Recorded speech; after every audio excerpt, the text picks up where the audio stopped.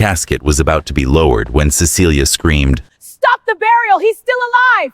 Please listen! 300 mourners turned to stare at the Black Maid, who'd just accused them all of burying her boss alive. His fiancée removed her sunglasses, and her eyes promised murder.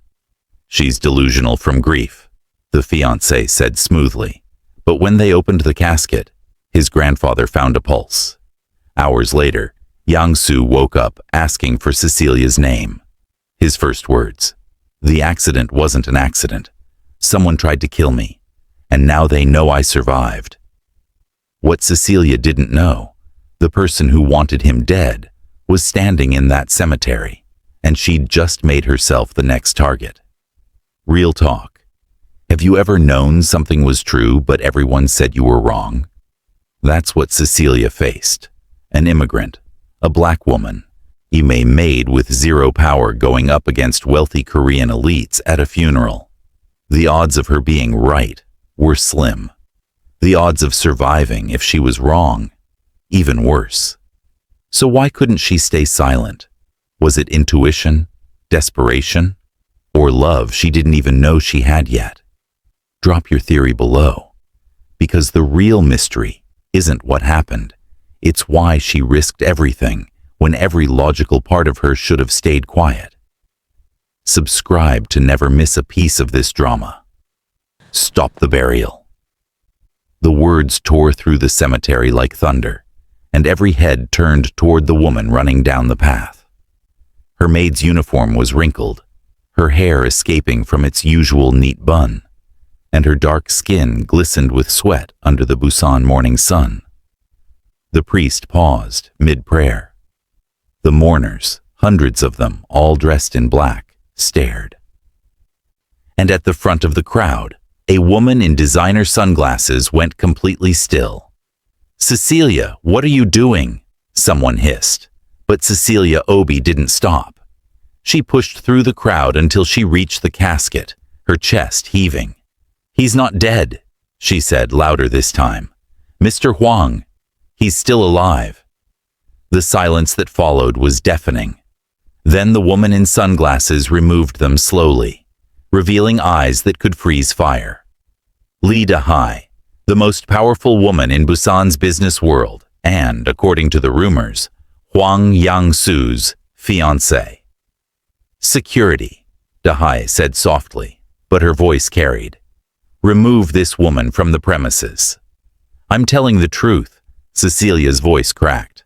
"I saw him this morning. He was breathing.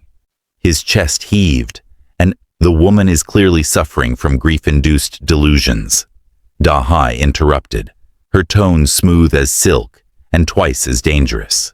"She was my fiancé's housekeeper. Obviously, she's taken his death very hard." 2 security guards approached, but Cecilia stood her ground. "I'm not delusional. I know what I saw. And if you bury him today, you'll be killing him for real." Da-hai's eyes narrowed just slightly, and something flickered across her face. Fear? Anger? It was gone too quickly to tell. "Open the casket," said a voice from the crowd. Everyone turned. An elderly man stepped forward, leaning on a cane. Huang Hyun-soo, Yang-soo's grandfather, and the former head of the Huang family empire. "Grandfather," Da-hai said smoothly, "surely you don't believe this. This maid's ravings." "I believe in being thorough," the old man replied.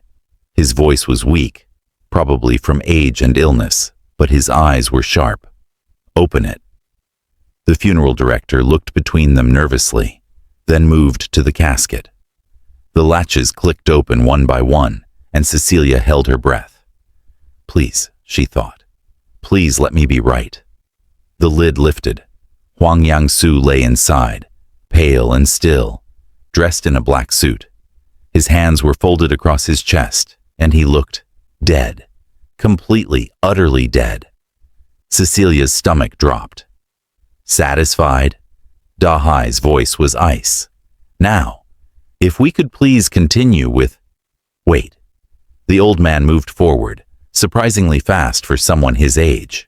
He reached into the casket and pressed 2 fingers against Yang Su's neck. Everyone waited and waited. "There's a pulse," he said finally. "Faint, but it's there." The crowd erupted. Dahai's face went white, then red.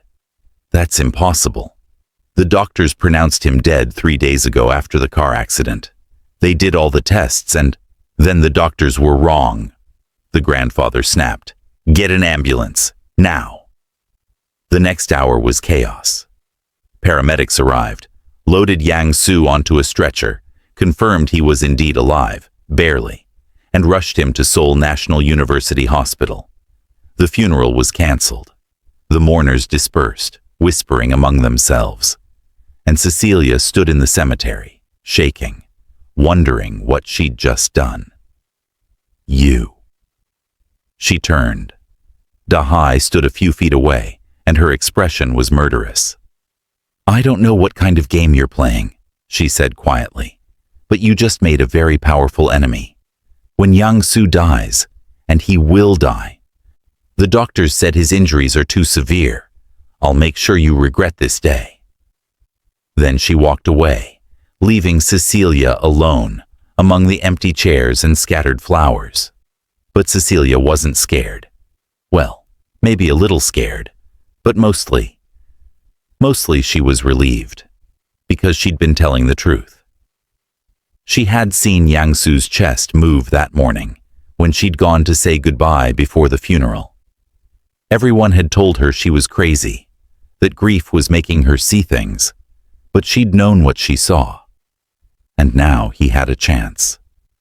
What she didn't know was that saving Huang Yang Su's life was about to turn her entire world upside down. 3 days later, Cecilia sat in the hospital waiting room, her hands twisted in her lap. They hadn't let her see him yet. Family only, the nurses said. And since she was just the housekeeper. "Miss Obi?" She looked up. A doctor stood there, young and tired looking. "Yes?" "Mr. Huang is awake. He's asking for you." Cecilia's heart jumped. What? "He woke up an hour ago. First thing he said was your name." The doctor smiled slightly. "You must have made quite an impression." She followed him through the sterile corridors, her mind racing. Why would Yang Su ask for her? In the 2 years she'd worked in his house, they'd barely spoken. He was always working, always on the phone, always surrounded by serious men in suits. She cleaned, she cooked sometimes, and she stayed invisible. That was the job. The doctor stopped outside a private room. 10 minutes, he said. He's still very weak. Cecilia nodded and pushed open the door.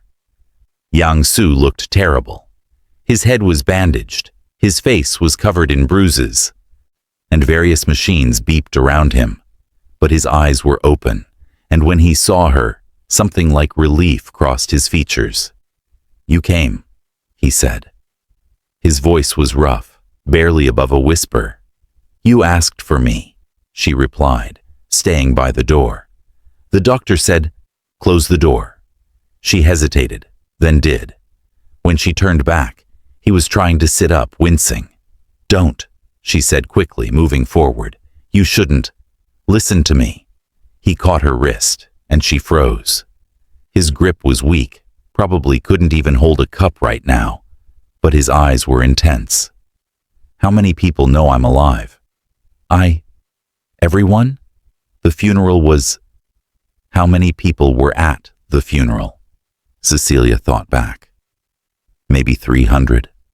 Your grandfather was there, and Miss Lee, and all these business people, and... Yang Su closed his eyes and cursed under his breath. "This is bad. This is really bad. I don't understand. You're alive. That's good. You don't know what you've done." He released her wrist and fell back against the pillows. "The accident wasn't an accident. Someone tried to kill me, and now they know they failed." The room seemed to tilt. "What?" "You need to leave Busan," he said. "Tonight. Go back to Cameroon or wherever. I'm not going anywhere. Cecilia crossed her arms. And I'm from Senegal, not Cameroon. You'd know that if you ever actually talked to your staff. He looked at her like she'd grown a second head. Are you arguing with me right now? Someone tried to kill you, she said, and your first thought is to send away the person who saved your life? And that doesn't make sense. What makes sense is figuring out who did it and nothing. This isn't your problem. You made it my problem when you asked for me. She pulled a chair over and sat down. Now tell me what's going on, and don't lie, because I'll know. For a long moment, Yang Su just stared at her. Then, incredibly, he laughed. It sounded painful and didn't last long, but it was genuine. You're insane, he said, says the man who apparently has people trying to murder him. Cecilia leaned forward. Talk. And maybe it was the pain medication, or maybe he was just too tired to argue. But Yang Su started talking. He told her things he probably shouldn't have. About the Huang family business, which wasn't just real estate and shipping like everyone thought. About the enemies he'd made. About the deal that had gone wrong 3 weeks ago, and the threats that had followed. About how he'd been driving home from a meeting when another car had forced him off the road, and how he'd woken up in a hospital bed being told he'd been declared dead. The doctors said my heart stopped for 4 minutes, he said quietly. By the time the paramedics got there, I wasn't breathing. They pronounced me dead at the scene. But you weren't. But I wasn't. He looked at her. You saved my life twice. Once when you stopped the burial, and once before that when you refused to believe I was dead. Why? Cecilia didn't know how to answer that. She'd asked herself the same question 100 times in the past 3 days. I saw your chest move, she said finally. Everyone said I was wrong, that I was seeing things, but I knew what I saw. And I couldn't let them bury you if there was even a chance. Something shifted in Yang Su's expression, something soft and dangerous at the same time. What's your name? He asked. Your full name. You know my name. I've worked for you for 2 years. I know your last name is Obi, but your first name? Cecilia. Cecilia, he repeated like he was testing how it felt. It means Thanksgiving, right? In Igbo? She stared at him. How do you know that? I know a lot of things. He closed his eyes again, exhaustion clearly winning. Listen to me carefully, Cecilia. The people who tried to kill me are powerful, and they're connected. When they find out I'm alive, they'll come after anyone who helped me. That includes you. Then what do you want me to do? I want you to disappear. I'll give you money, help you relocate, whatever you need. Just stay safe. Cecilia stood up. No, I'm not running, and I'm not leaving you alone with whoever did this. She headed for the door, then paused. Get some rest, Mr. Huang. We'll figure this out when you're stronger. Cecilia. But she was already gone. Outside the room, she leaned against the wall and tried to catch her breath. Her hands were shaking. What had she just done? She'd basically told her boss, her Mafia boss apparently, that she was going to help him whether he wanted it or not. Stupid. So incredibly stupid. But also, right. She couldn't explain it, couldn't put it into words, but she knew in her bones that walking away would be wrong. Well. Cecilia's head snapped up. Dahai stood at the end of the corridor, elegant as always in a cream-colored dress. Miss Lee, Cecilia said carefully, I hear Yang Su asked for you. Dahai walked closer, her heels clicking on the tile. How sweet. He probably wanted to thank you for saving his life. Something like that. Let me give you some advice, Cecilia, woman to woman. Dahai's smile didn't reach her eyes. Yang Su and I have been together for 5 years. We're getting married next spring. Whatever gratitude he's feeling right now will fade, and you'll go back to being invisible. So don't get any ideas. Cecilia met her gaze steadily. I don't have ideas. I have a job. Your job is to clean his house, not to play hero. Dahai's voice dropped. Stay in your lane, or you'll regret it. Then she walked past, leaving a trail of perfume that probably cost more than Cecilia made in a month. Cecilia watched her go, her jaw tight. Something was very wrong here. The way Dahai had reacted at the funeral, the fear in her eyes when the casket was opened, and now this territorial display. Yang Su had said someone tried to kill him, someone powerful and connected, and Dahai was definitely powerful, definitely connected. Cecilia pulled out her phone and started doing something she probably shouldn't have. She started digging into Lee Dahai's background. 2 weeks passed. Yang Su recovered slowly, and Cecilia went back to work at his house, cleaning rooms and trying to act normal. But nothing was normal anymore. For one thing, Yang Su's grandfather had moved into the house temporarily to help with his recovery. Hyun Su was sharp as a knife despite his age, and he watched everything with those calculating eyes. For another, Dahai visited every single day, he always with gifts and smiles and concern that felt just a little bit fake. And then there was Yang Su himself. He'd changed, or maybe Cecilia was just noticing him for the first time. He watched her when he thought she wasn't looking. He asked her questions about her life, her family back in Senegal, her dreams. He thanked her for small things. It was unsettling. Cecilia. She turned from the window she was cleaning. Yang Su stood in the doorway of his study, leaning against the frame. He still moved carefully. Probably his ribs were still healing, but he looked better. The bruises had faded to yellow and green. Yes, Mr. Huang? How many times do I have to tell you to call me Yang Su? At least 100 more, she said. I'm your employee. It's not appropriate. You saved my life. Yeah, I think we're past appropriate. He moved into the room, walking slowly to the couch. Sit. I need to talk to you. Cecilia set down her cleaning cloth and sat, keeping a careful distance between them. What's wrong? I'm being sent away, he said bluntly. Grandfather thinks it's too dangerous for me to stay in Busan while we figure out who tried to kill me. He wants me to go to our house in Jeju Island for a few months. That makes sense, Cecilia said slowly, laying low until, I want you to come with me. She blinked. What? As my housekeeper, he added quickly. The Jeju house needs staff, and I trust you. Plus, if whoever tried to kill me knows you helped me, you might be safer away from Busan too. Cecilia's mind raced. Going to Jeju Island meant leaving everything she knew. Her small apartment, her routine, the few friends she'd made in the Korean Senegalese community.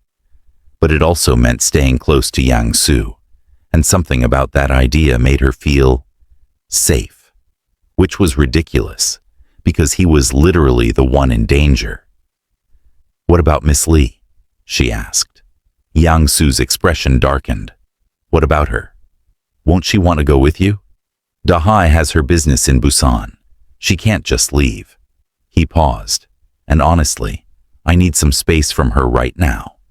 That was interesting. Why? Because I'm starting to wonder if grandfather is right about her. Cecilia's pulse jumped. Right about what? Yang Su looked at her, and his eyes were tired. He thinks she might have been involved in the accident. He's been investigating her finances, her business associates, her movements the day I was run off the road, and he's found some concerning connections. To who? To the Zhao family. They're our biggest competitors in the shipping business, and they've been trying to push us out of the Busan port for years. Dahai's been doing business with them behind my back. He rubbed his face. I don't want to believe it. I've known her for years. We were supposed to get married, but the evidence... He trailed off, and Cecilia saw the hurt in his expression. The betrayal. Without thinking, she reached over and touched his hand. I'm sorry. He looked down at their hands, then up at her. Will you come to Jeju? Yes, she said. I'll come. They left 3 days later, before dawn, in an unmarked car with tinted windows. Yang-soo's grandfather had arranged everything, probably called in favors, and paid off people to keep the move quiet. Do Dahai had thrown a fit when she found out, demanding to know why she wasn't invited, why Yang-soo needed to leave so suddenly. He'd told her it was doctor's orders, that he needed rest and quiet to fully recover. She hadn't believed him. Cecilia had seen the suspicion in her eyes. The drive to the ferry port took 2 hours. Yang-soo sat in the back seat, staring out the window, and Cecilia sat beside him, her small suitcase at her feet. Tell me about Senegal, he said suddenly. What do you want to know? Everything. Your family, your childhood, why you left. So Cecilia told him. About growing up in Dakar, the youngest of 5 children. About her father who'd been a teacher and her mother who'd sold fabric in the market. About how she'd always dreamed of traveling, seeing the world beyond the ocean she'd grown up beside. About how her parents had died in a ferry accident when she was 19, and how her siblings had scattered to France and America and Morocco, looking for better opportunities. About how she'd ended up in South Korea almost by accident, following a friend who'd promised her work in a hotel. The friend had disappeared after 2 weeks, leaving Cecilia stranded in a country where she didn't speak the language and didn't know anyone. That must have been terrifying, Yang-soo said quietly. It was, she admitted, but I learned. I worked in restaurants. I took Korean language classes at night. I figured it out. And eventually I found the job with your family. Do you regret it? Coming to Korea? Cecilia thought about that. Sometimes. I miss my family. I miss the food, the music, the ocean. But I also love the life I've built here. It's mine, you know. I did it myself. Yang-soo was quiet for a long moment. Then he said, You're the strongest person I know. She laughed, surprised. I'm really not. I'm just stubborn. Same thing. He smiled, and it transformed his face, made him look younger, less like a mafia boss and more like just a man. Cecilia's heart did something complicated in her chest. Oh no, she thought. Oh no, no, no. But it was too late. She already knew. She was falling for Hwang Yang-soo. The house in Jeju Island was smaller than the Busan mansion, probably only 10 rooms instead of 30, but it was beautiful. It sat on a cliff overlooking the ocean, with huge windows and a garden full of camellia trees. Wow, Cecilia breathed as they pulled up the driveway. You like it? Yang-soo asked. It's incredible. Good. Is because you're going to be seeing a lot of it. He climbed out of the car carefully, still moving like everything hurt. Come on, I'll show you around. The tour took an hour. Yang-soo showed her every room, told her stories about summer vacations he'd spent here as a child, pointed out the walking path that led down to the beach. Your room is here, he said, opening a door on the 2nd floor, next to mine, in case I need anything during the night. The room was lovely, all white and blue with a view of the ocean. Cecilia set down her suitcase and turned to find Yang-soo watching her. Thank you, she said, for bringing me here, for trusting me. Thank you for coming. He hesitated, then added, I know this is probably not what you signed up for when you took a job as a housekeeper. No, she agreed, but maybe it's better. Something passed between them. Something warm and dangerous, and impossible to name. Then Yang-soo's phone rang. shattering the moment. He pulled it out, looked at the screen, and his expression went cold. "It's Dahai," he said. "I should—" "Answer it," Cecilia said. "I'll start unpacking." He nodded and stepped into the hallway, and Cecilia closed the door behind him. She could hear his voice through the wall, probably trying to be patient, then getting frustrated. She sat on the bed and put her head in her hands. What was she doing? Yang-soo was engaged. He was her boss. He was involved in dangerous business that she didn't fully understand. And she was falling for him anyway, like an idiot. This was going to end badly. She could feel it. But when Yang-soo knocked on her door 20 minutes later and asked if she wanted to walk down to the beach with him, she said yes. Of course she said yes. The next few weeks fell into a strange, peaceful rhythm. Cecilia cooked and cleaned, but less than before, because Yang-soo kept pulling her away to show her things. A hidden cove where seals sometimes sunbathed, a restaurant in the village that made the best black pork barbecue, a hiking trail through the volcanic rocks. They talked about everything and nothing, about his childhood and hers, about books and music, and the way the ocean looked different in Korea than in Senegal, about his father, who died when Yang-soo was 15, leaving him to inherit a business he'd never wanted. "I was supposed to be a doctor," he said one evening as they sat on the cliff, watching the sunset. That was my plan. Medical school, probably pediatrics. I liked kids. What happened? My father died, and suddenly I was the heir to an empire I didn't understand. Grandfather tried to shield me, wanted me to finish school first, but our enemies saw weakness. They pushed and pushed until I had to step up. He picked up a stone and threw it over the cliff. I've been fighting ever since. Do you regret it? Every single day. He looked at her. But if I hadn't taken over the business, I wouldn't have ended up in Busan, wouldn't have needed a housekeeper, wouldn't have met you. Cecilia's throat went tight. Yang-soo. I know, he said quickly.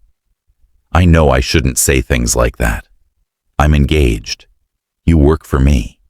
It's complicated and wrong, and I'm falling in love with you, she said. The words hung in the air between them. Yang-soo stared at her. Cecilia, you don't have to say anything, she said. I just needed you to know. Because hiding it was making me crazy, and I'm not good at lying. I'm falling in love with you too, he said. I think I have been since you stopped my burial. And then they were kissing. Wait, no. No kissing scenes. Cecilia's instructions had been very clear about that.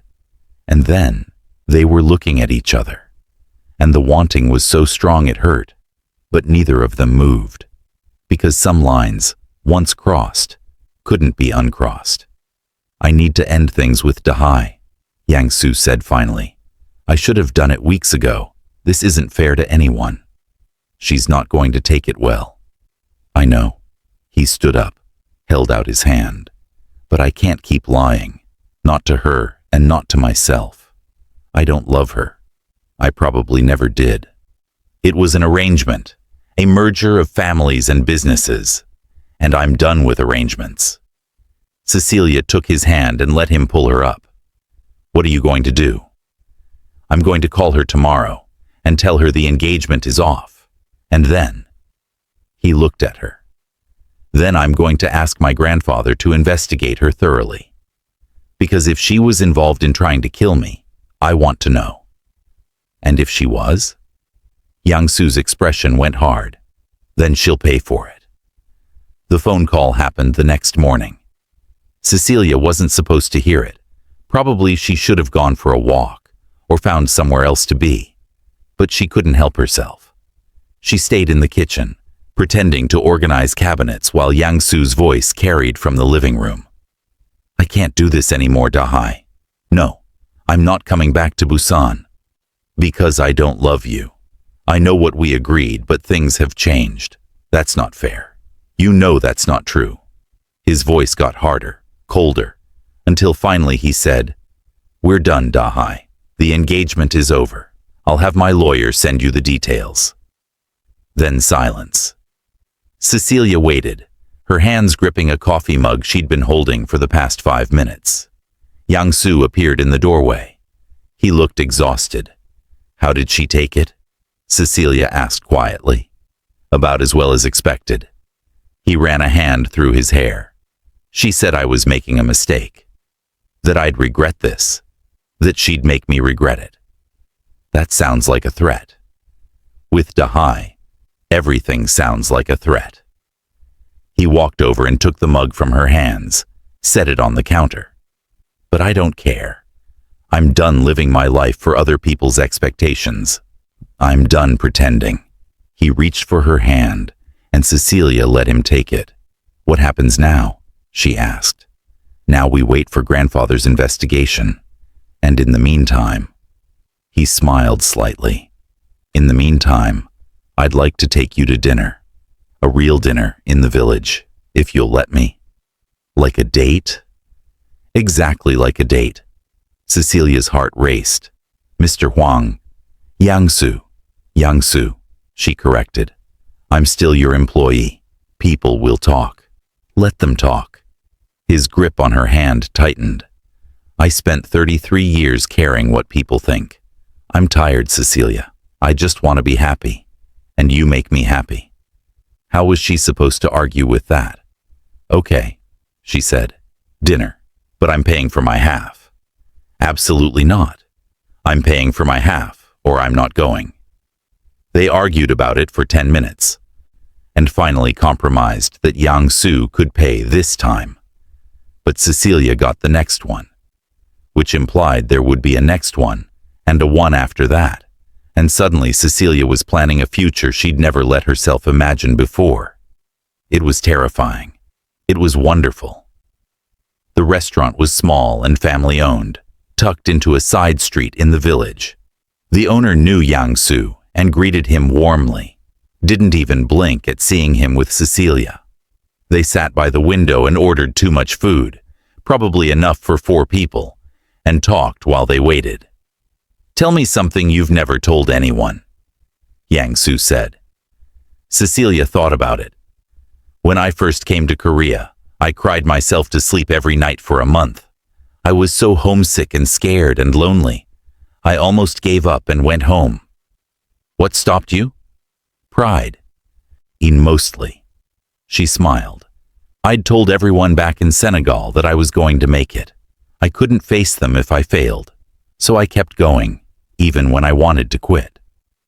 I'm glad you did. Me too. She took a sip of water. Your turn.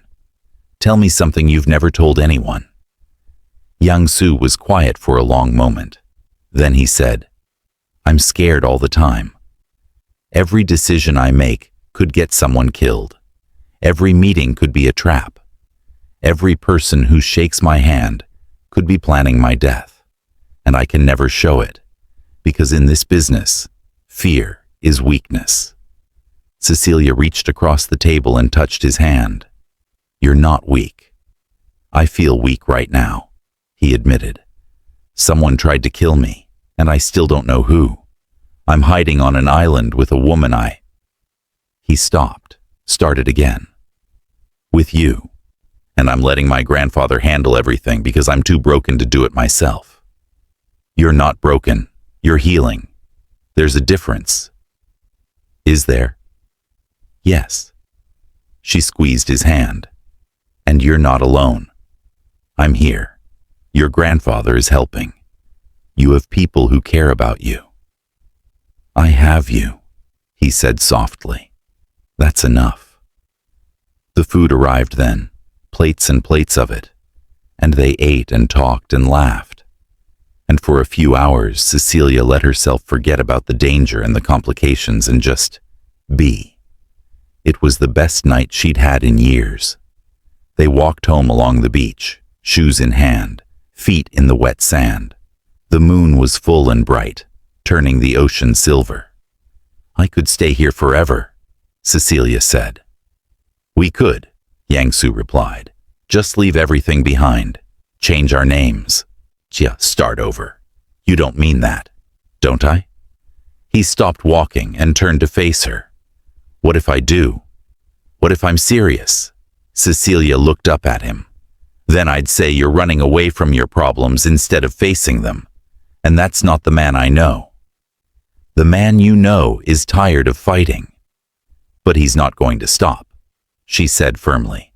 Because he's not a quitter. Because he cares about his family and his people.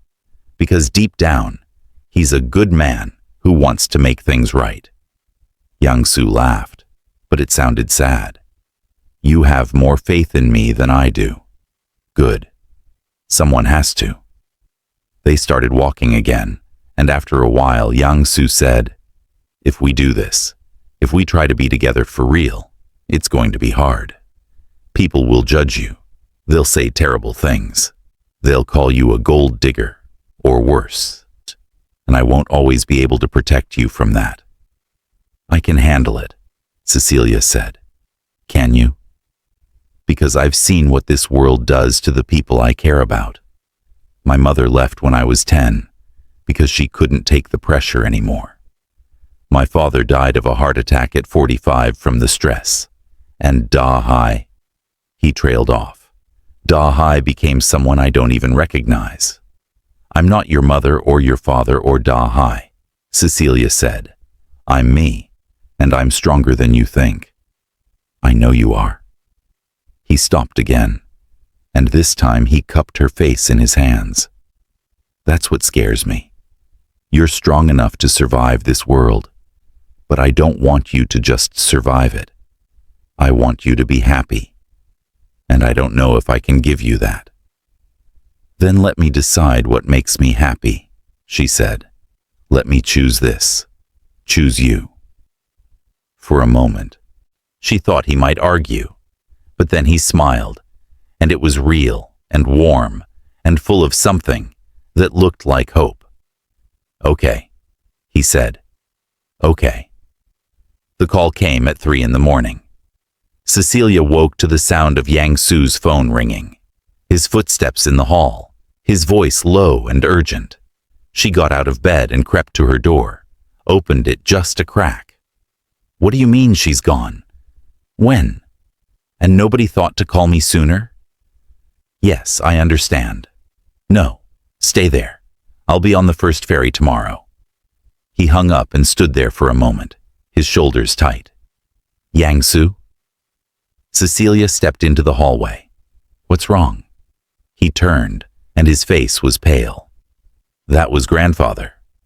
Da-hai disappeared 2 days ago.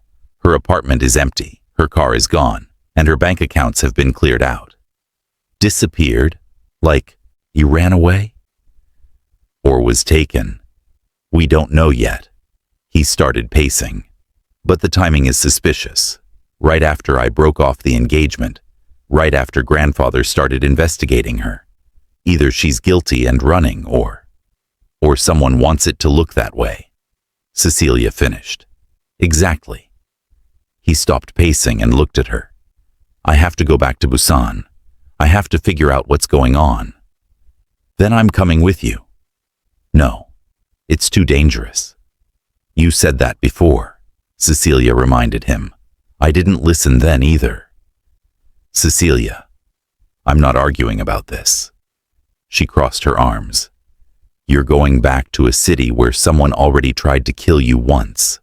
If you think I'm staying here safe and comfortable while you walk into danger, you don't know me at all. Yang-su looked like he wanted to argue. He wanted to lock her in her room if that's what it took to keep her safe. But he also looked grateful, like maybe he didn't want to face this alone. Fine, he said finally, but you stay close to me. You don't go anywhere without telling me. And if things get bad, you leave. You get on a plane back to Senegal and you don't look back. Promise me. I promise, she lied.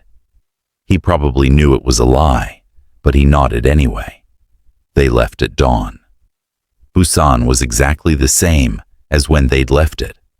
Probably nothing had changed in the month they'd been gone, but it felt different to Cecilia. Darker, more dangerous. Yang Su's grandfather met them at the house, looking older and more tired than before. "I'm sorry to call you back," Hyun Su said, "but we have a situation."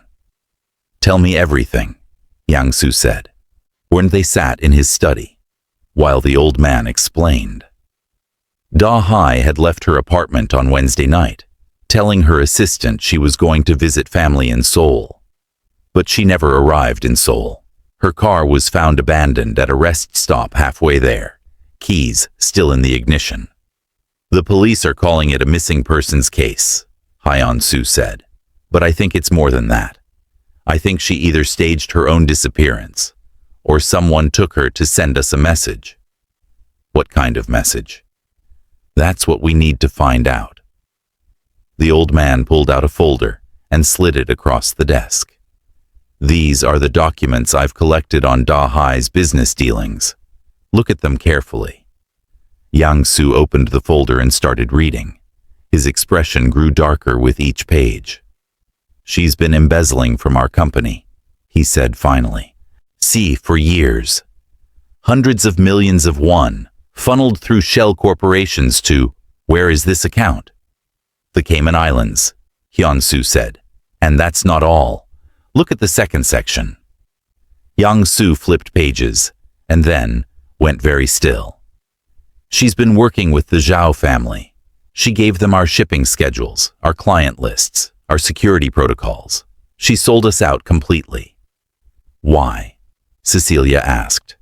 "Money, probably," the old man said, "and power. The Zhao family promised her a partnership if she helped them destroy us. She was playing both sides." Yang Su closed the folder.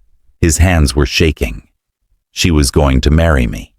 She looked me in the eye every day and lied. For 5 years. "I'm sorry," his grandfather said quietly. "I know you cared for her." "I thought I did." Yang Su stood up and walked to the window. "But now I wonder if I ever really knew her at all. The woman I thought I was engaged to wouldn't do this.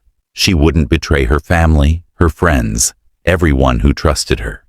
People change," Hyun Su said. "Or maybe she was always this person, and she just hid it well." Cecilia watched Yang Su's reflection in the window. She could see the hurt in his eyes, the betrayal cutting deep, and she wanted to go to him, comfort him. But his grandfather was there, and she didn't know if it was appropriate. The old man solved that problem by standing up. "I'll leave you two alone," he said. "Yang Su, we'll talk more tomorrow about next steps. For now, rest. You've had a long journey." When he was gone, Cecilia finally went to Yang Su. She touched his shoulder, and he turned and pulled her into his arms. They stood like that for a long time, he not speaking, just holding each other. "I'm sorry," Cecilia said finally. "For what?"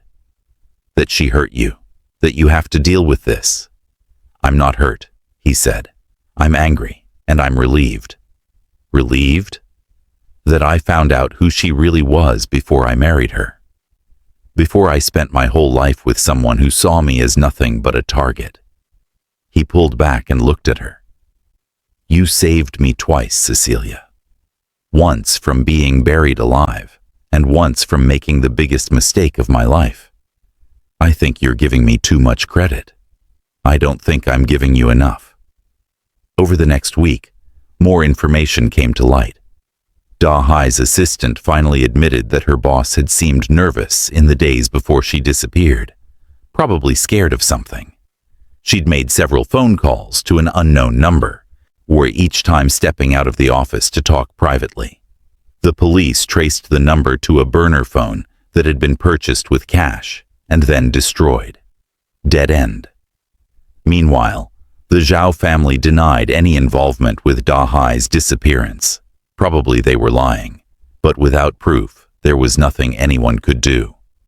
And Yang Su grew quieter, more withdrawn. He spent hours in his study, going through documents and making calls.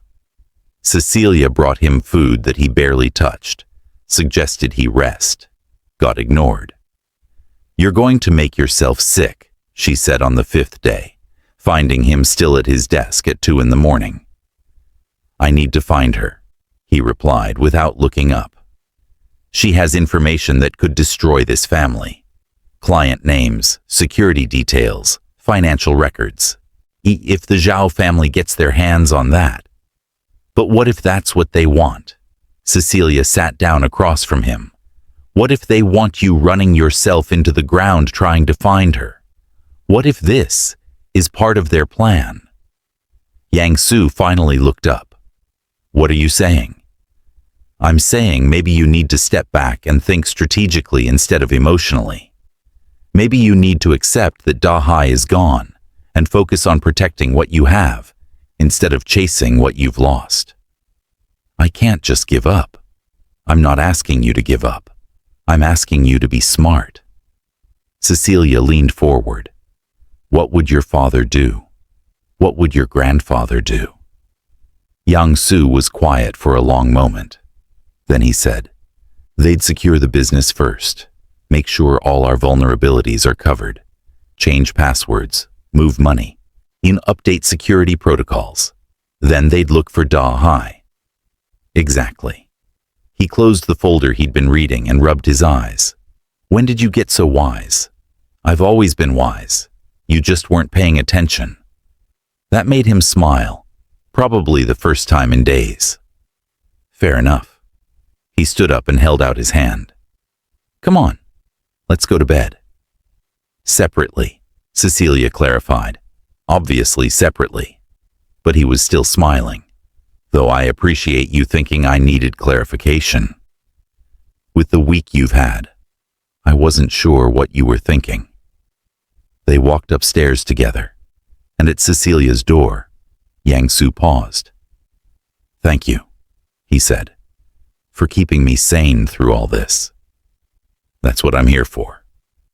You're here because you're my housekeeper, and because I care about you," she added quietly. Yang Su touched her cheek.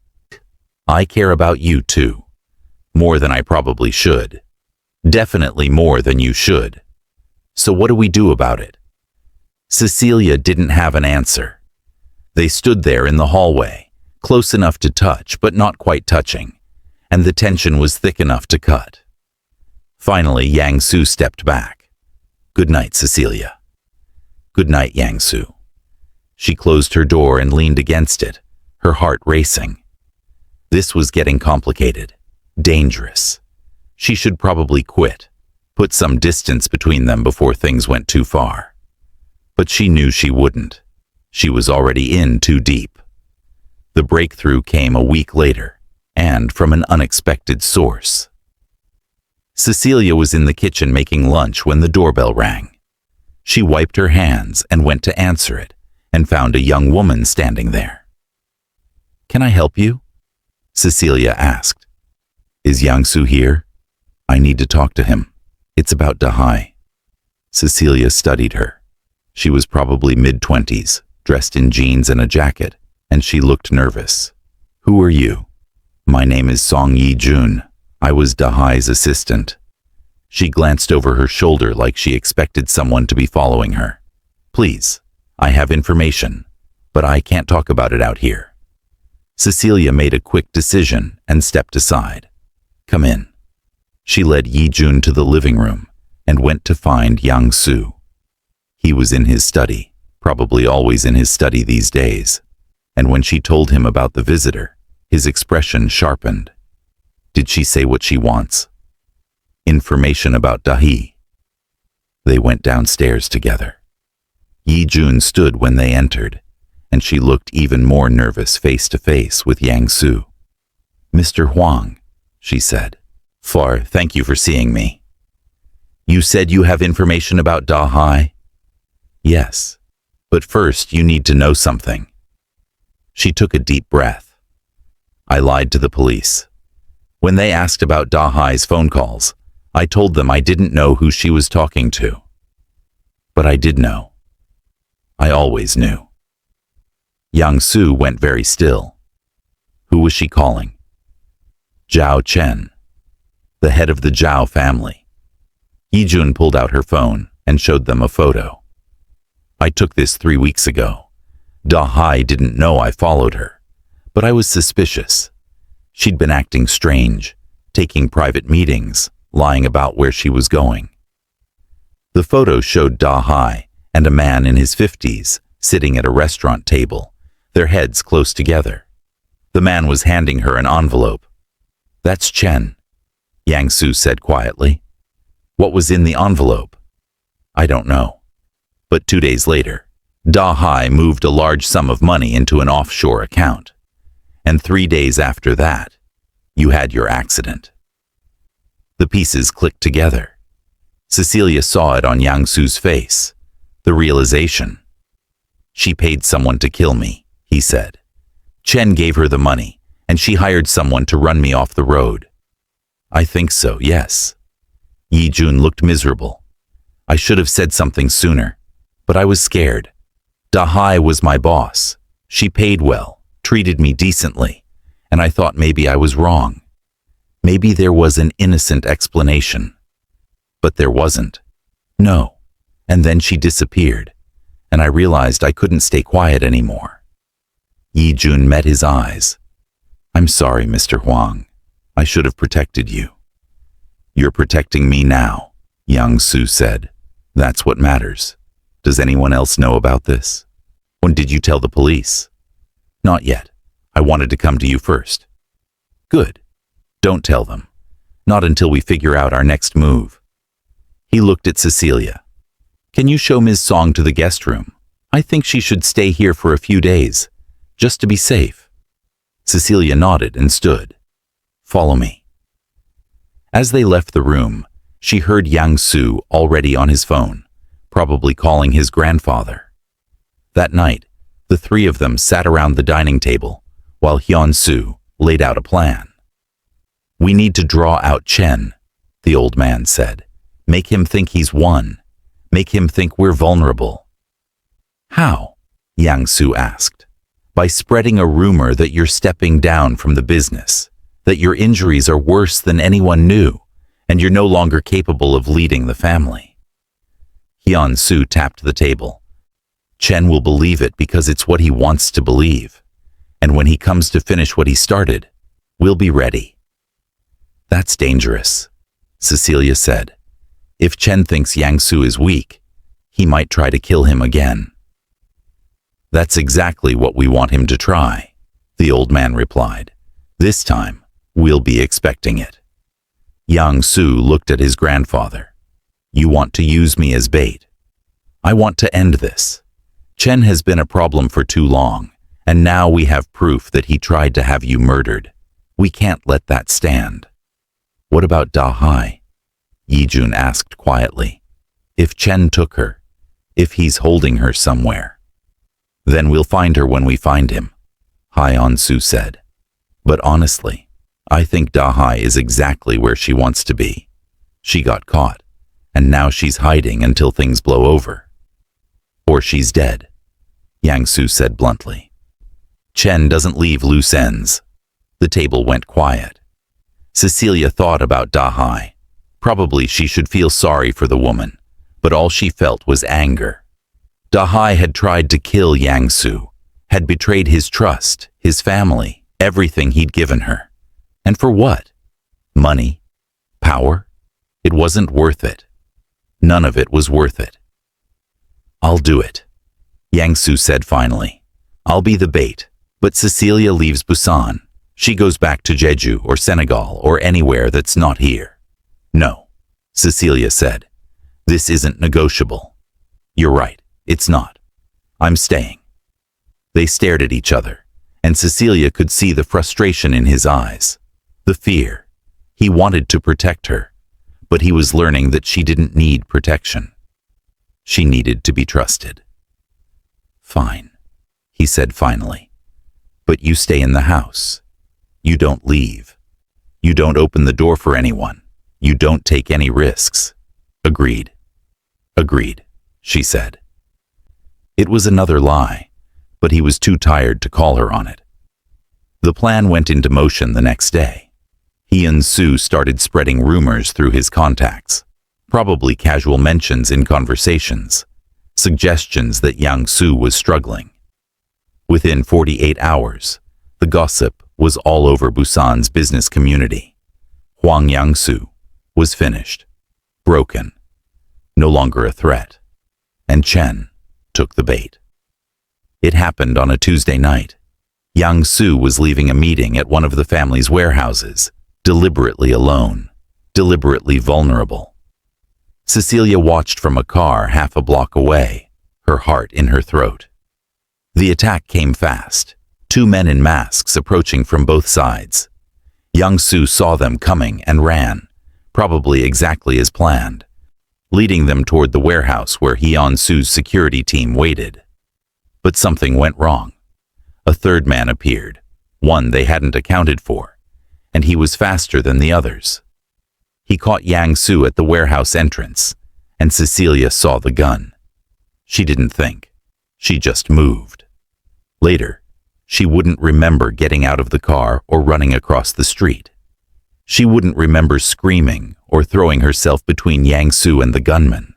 She'd only remember the look on Yang Soo's face, the terror and the anger and the desperate love. The security team swarmed in, tackled the gunman, and it was over in seconds. But the damage was done. Yang Soo grabbed Cecilia by the shoulders. "What were you thinking? You could have been killed." "So could you. That was the plan. I was supposed to take the risk, not you." "Well, too bad."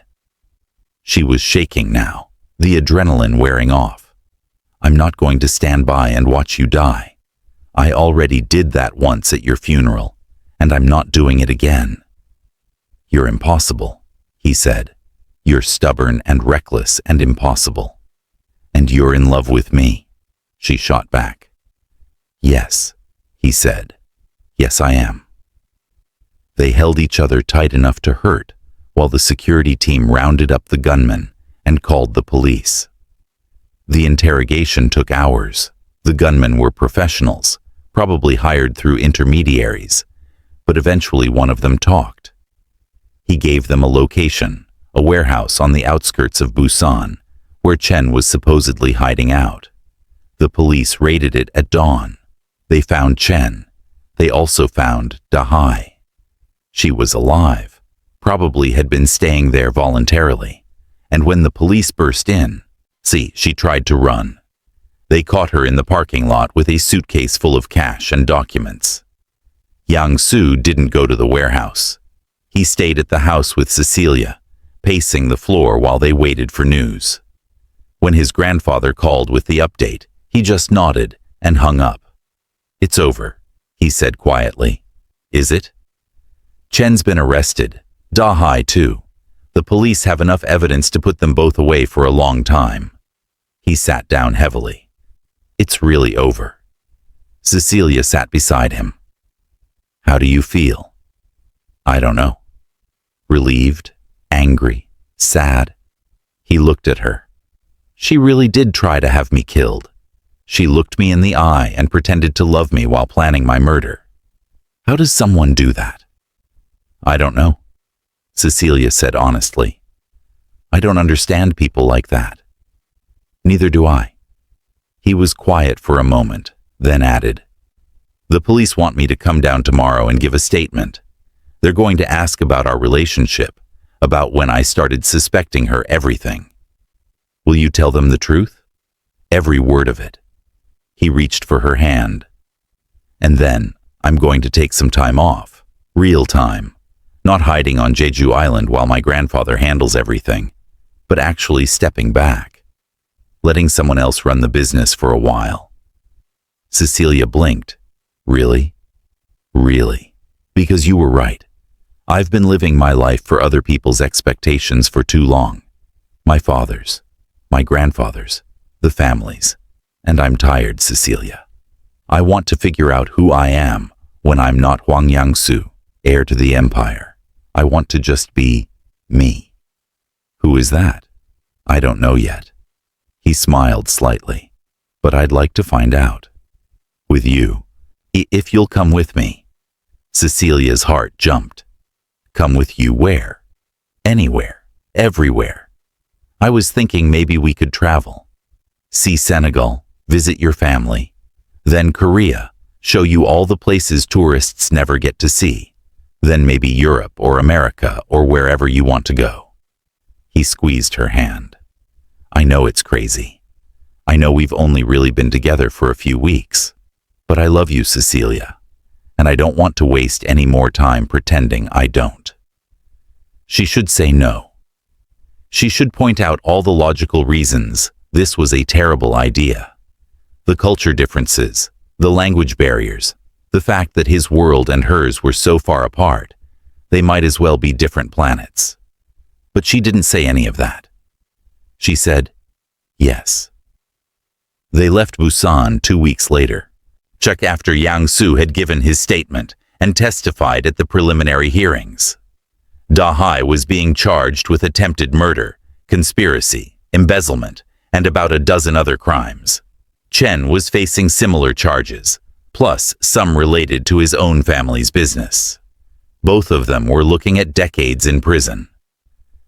I should feel happy about that, Yang Su said as they drove to the airport.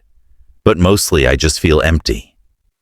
That's normal, Cecilia said.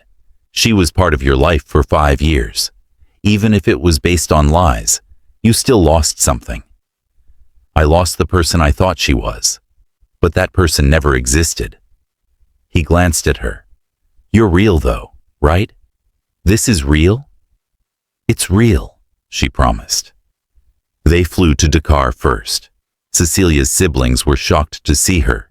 You probably more shocked to see her with a Korean man who looked at her like she hung the moon. They asked questions, lots of questions, but they also welcomed Yang Su into their homes and their lives. Her brother Amadou took Yang Su fishing and taught him some Wolof phrases. Her sister Fatu fed him until he couldn't eat anymore and told Cecilia privately that she'd better hold on to this one. He's good, Fatu said. I can see it in his eyes. He really loves you. I know, Cecilia said. I love him too. Then don't let anyone tell you it's wrong or impossible. Love is rare enough in this world.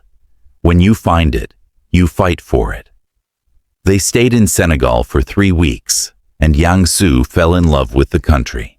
He loved the beaches, the music, the food, the way everyone seemed to know everyone else. He said it reminded him of Jeju Island, probably the sense of community and connection. From there, they went to Seoul, and Cecilia got to see Korea through Yang Su's eyes. Not the business side, not the dangerous side, but the beautiful side. Temples and markets and mountains, street food and traditional music and history that stretched back thousands of years.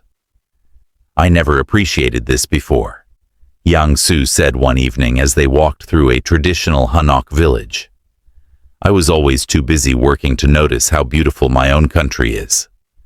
You notice now, Cecilia said, because you're teaching me to see it differently. They held hands as they walked, and people stared.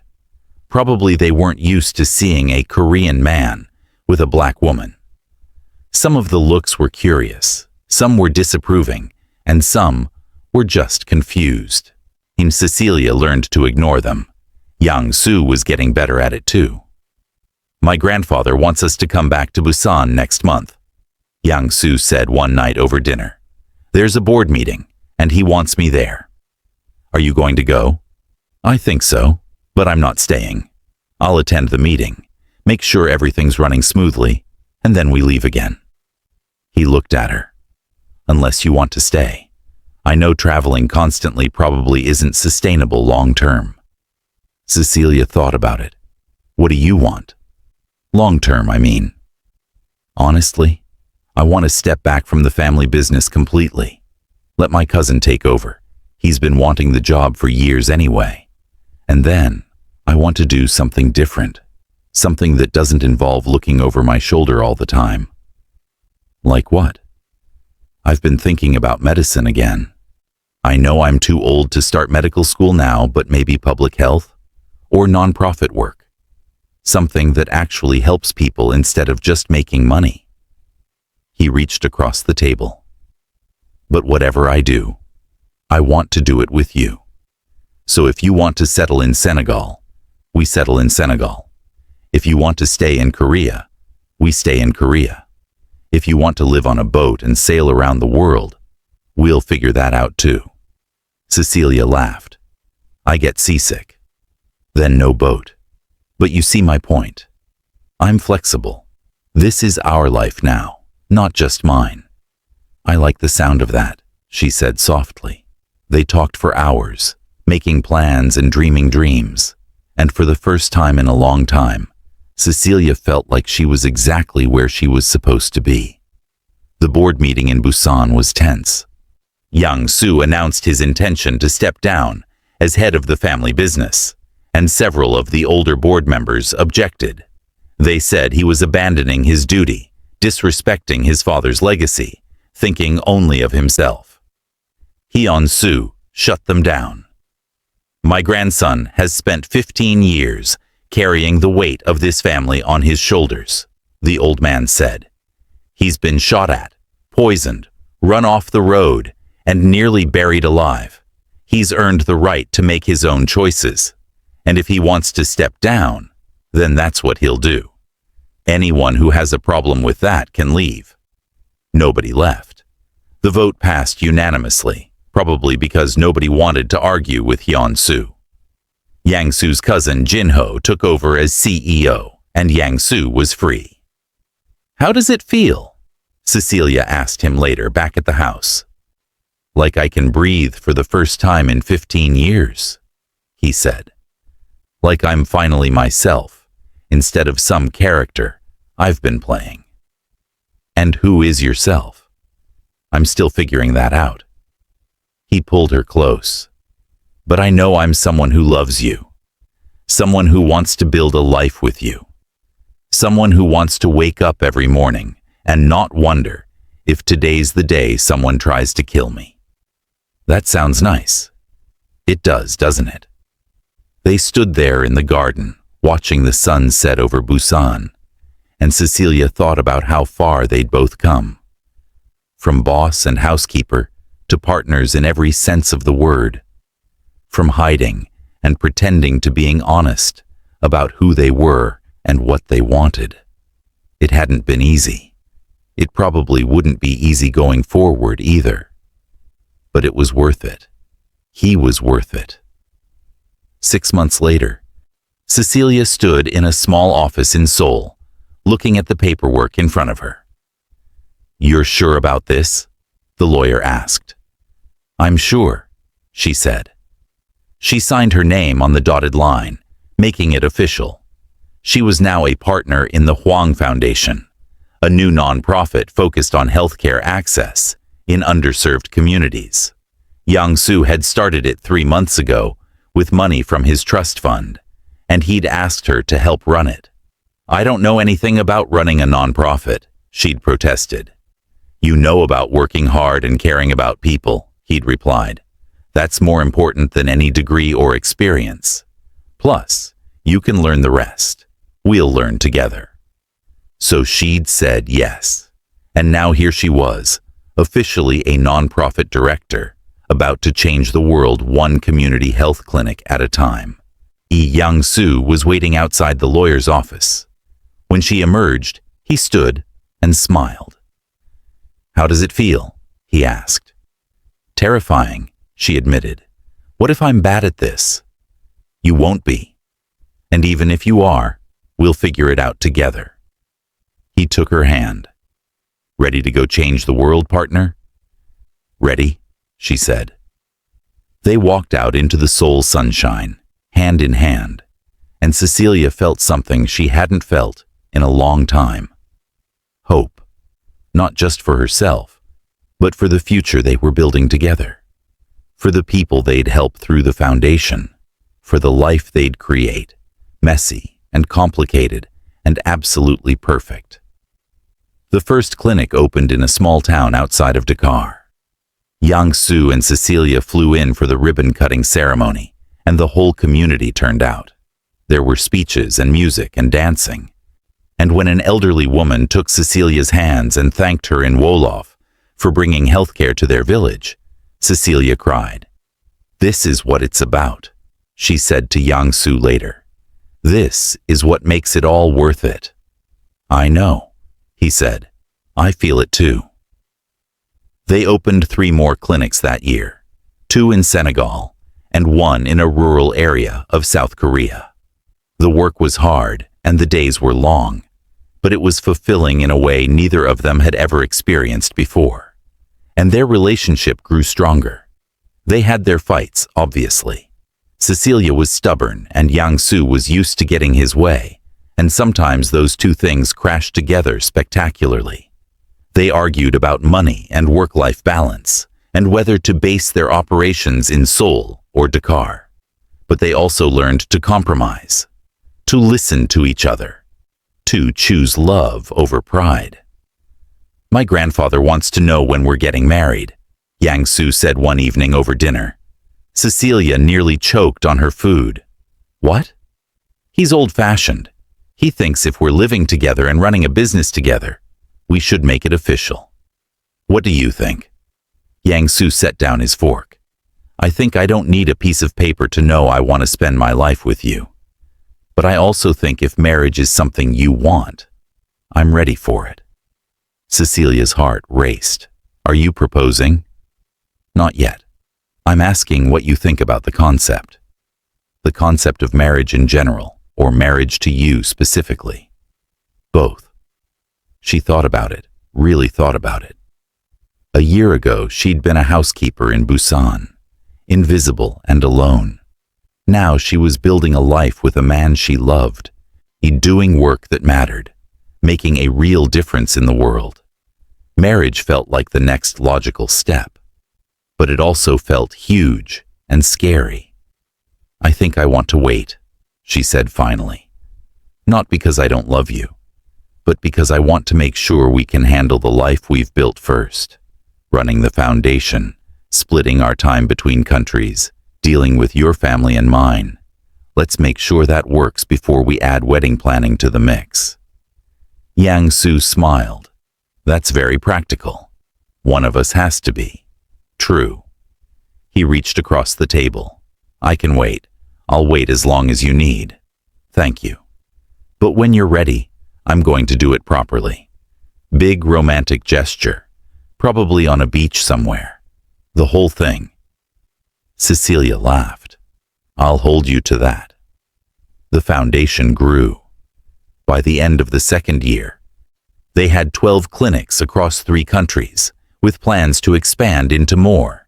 They hired local doctors and nurses, trained community health workers, and provided free or low-cost care to thousands of people. The work brought Cecilia and Yang Su even closer. They saw each other at their best and their worst, exhausted after 18-hour days, frustrated with bureaucracy, celebrating when a particularly difficult project came together. And they learned that what they had was real, not based on danger or circumstances or the adrenaline of almost dying, but based on genuine love, respect, and partnership. "I got an email from Dahai's lawyer," Yang Su said one evening, his voice carefully neutral. Cecilia looked up from the grant proposal she was reviewing. "What did it say?" "She wants to meet with me. She's in prison for the next 20 years, but apparently she's allowed visitors. She says she wants to apologize." "Do you want to go?" Yang Su was quiet for a long time. "Part of me does. Part of me wants to hear her explain why she did it, what she was thinking. But another part of me knows it won't change anything. She tried to have me killed. No apology can undo that. So what are you going to do?" "I don't know yet." He looked at her. "What do you think I should do?" "I think you should do whatever feels right for you. Not for her, not for closure, but for yourself. If you need to hear her apology to move on, then go. If you don't, then don't. What would you do? Cecilia thought about it. Honestly, I'd probably go. Not because I'd forgive her, but because I'd want to look her in the eye and let her see that she didn't break me, and that I moved on and built something beautiful without her. Yang-soo smiled slightly. That's very you. Is it working? Always.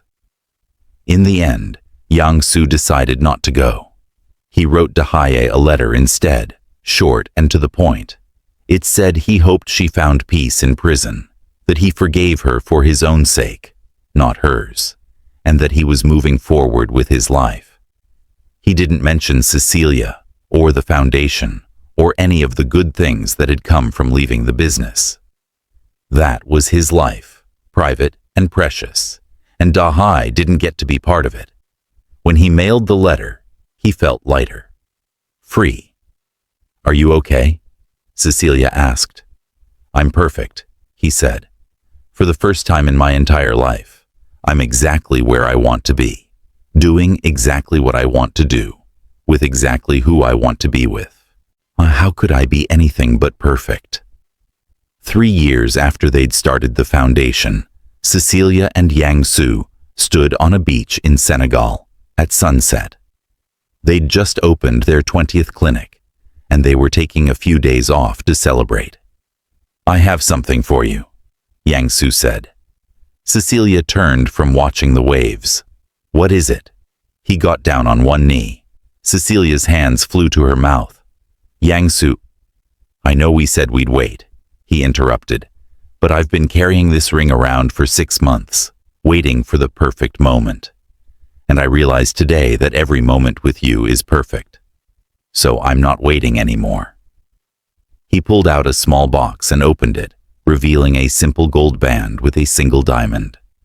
Cecilia Obi, will you marry me?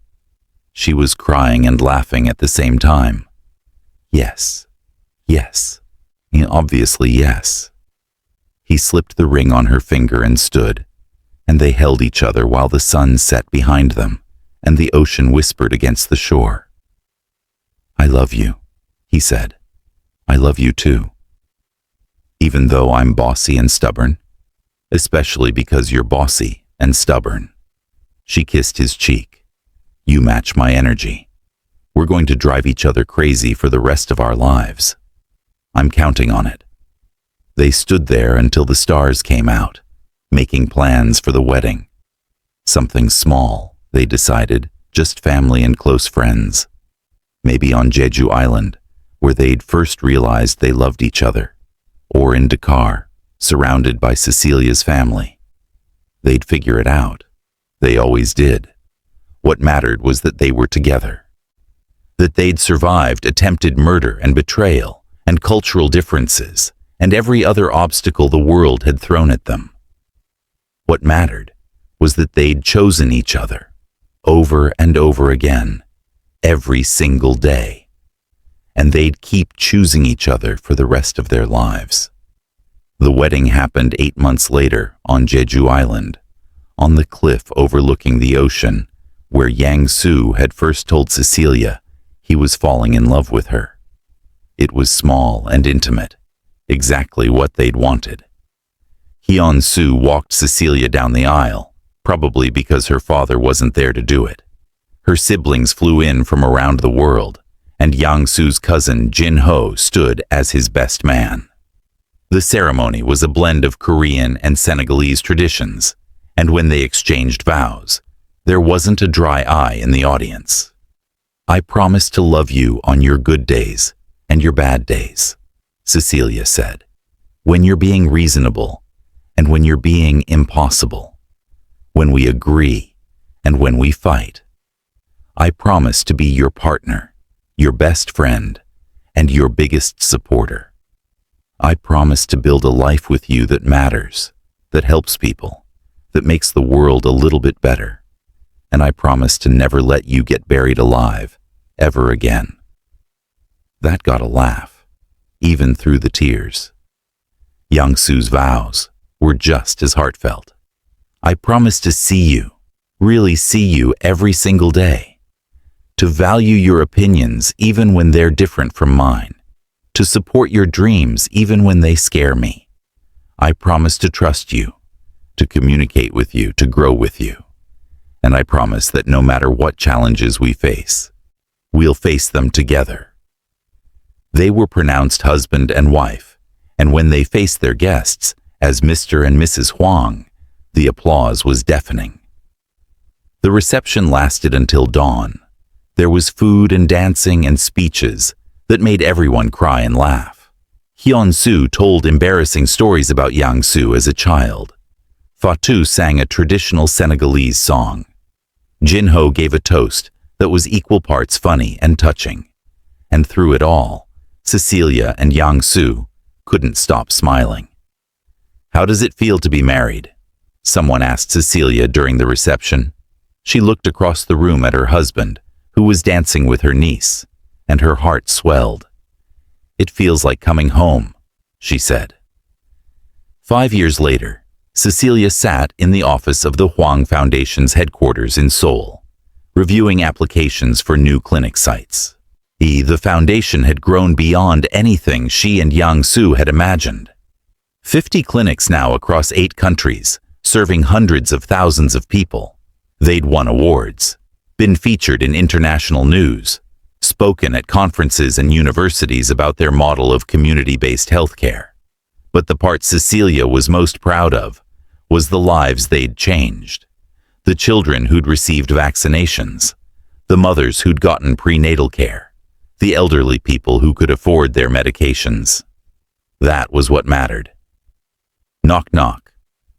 She looked up to see Yang-soo in the doorway, holding 2 cups of coffee. "You're supposed to be at the donor meeting," she said. "Jin-ho's covering for me. I told him I needed to check on my wife." "I'm fine. I know. But I missed you." He set the coffee on her desk and leaned down for a brief touch of lips to her forehead. "What are you working on?" "Applications for the next round of clinics. We have requests from 12 different communities, but we can only fund 4. So how do we choose?" "Same way we always do. Need, potential impact, local support." She sighed. "It's the hardest part of this job, knowing we can't help everyone. But we help who we can. That's enough." "Is it?" "It has to be." Yang-soo pulled up a chair. "We can't save the world, Cecilia, but we can make our corner of it a little bit better. That's what we're doing." She knew he was right. But it was still hard sometimes, choosing between communities that all desperately needed help. "Come on," Yang-soo said, standing and holding out his hand. "Let's take a walk and clear your head." They walked through the Seoul streets hand in hand and talked about everything and nothing. About the foundation's next project. About the dinner they were having with Hyun-soo that weekend. About whether they should finally take that vacation they'd been planning for 2 years. "We should go to Italy," Cecilia said. "You've always wanted to see Rome.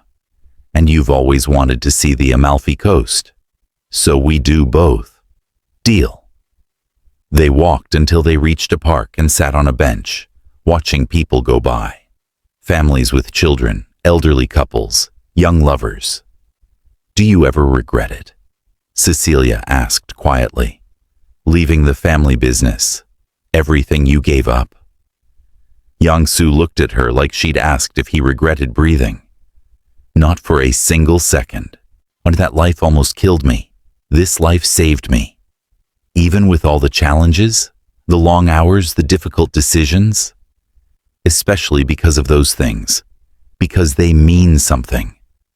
When I was running the business, I made money. Now I make a difference. There's no comparison." Cecilia leaned her head on his shoulder. "I love you." "I love you too." He kissed the top of her head. "Thank you for stopping my burial all those years ago. Best decision you ever made." "Second best," she corrected. "The best decision was saying yes when you proposed." "I'll accept that." They sat there until the sun started to set, content in each other's company, secure in the life they'd built together. It hadn't been easy. It probably never would be easy. But it was theirs, built on honesty and love, and a shared desire to make the world better. So that's their story. The Black Maid, who saved a mafia boss's life and ended up changing both their futures. It started with a funeral that never happened and became something neither of them could have predicted. If you made it this far, thank you for reading about Cecilia and Yangsu's journey. Let me know in the comments what you thought of their story. And hey, maybe share what you would have done if you'd been in Cecilia's shoes that day at the cemetery. Would you have spoken up or stayed silent?